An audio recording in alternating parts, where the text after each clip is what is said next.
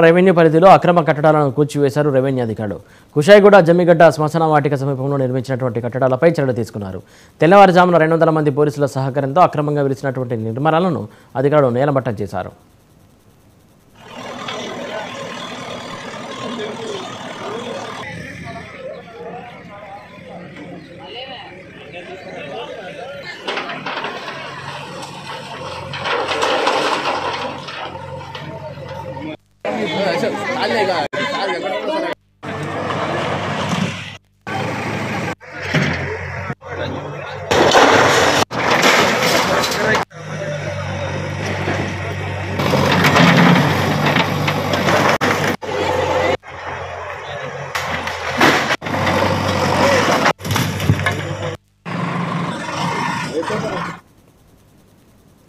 కాప్రాలో ప్రమాదకర పరిస్థితుల్లో insurance injection storage చేస్తున్నారు.